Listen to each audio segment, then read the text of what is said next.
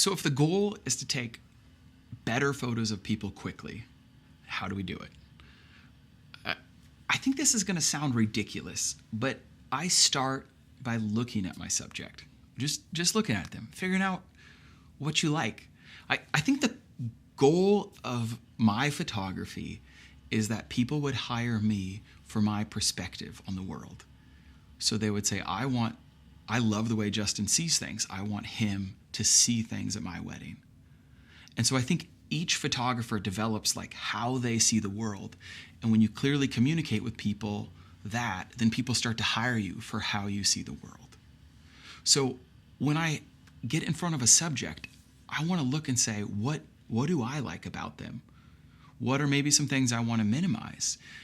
And then for them, what do they like about themselves? Or what are some things that they are maybe trying to hide? What I found is that when you get into that situation with your subject, is that they'll often vocalize their insecurities right up front. So they walk in the door and they say, "Oh, I hate my hair today," or "Hey, I have a zit right there. You have Photoshop? Can you take care of that?" These statements are so telling of what your subject wants to minimize, and maybe what they want to show. We have to think about, how do our clients want to be portrayed? How does our subject want to come across? Sometimes they're so caught up in the discomfort of getting their photo taken that they're not even able to ask for the good because they're so caught up in their own experience.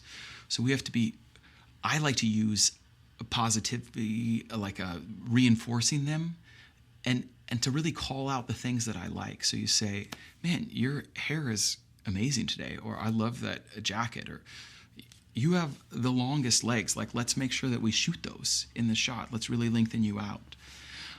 I think that kind of positive reinforcement allows your subject to start to feel better in front of the camera and start to trust you. That awkwardness, and we'll go through that as one of the challenges, but that awkwardness, when you can bring that down, you start to get way better stuff out of your subjects. I also think it's really important to look at like what is unique about the person. So if there's a feature of theirs that's really unique, or if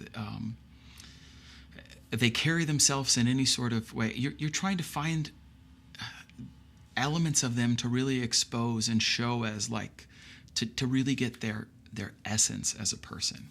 When I shoot a portrait, I start with what I like the most and then try to build the shot up around that.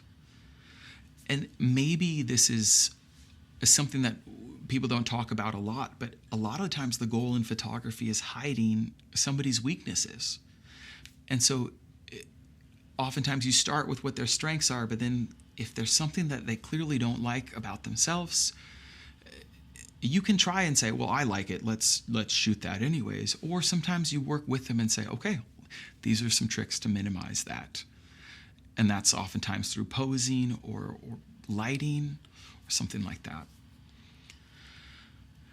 People are profoundly insecure, and many people have never been complimented honestly or without expecting something in return. I think our job is to be honest and forward, and again, we're trying to validate our subjects and speak of the things that make them incredible and unique. And you have to figure out in your own way how you vocalize those things to them. You can develop an incredible trust and rapport with your subjects by reinforcing their strengths to them.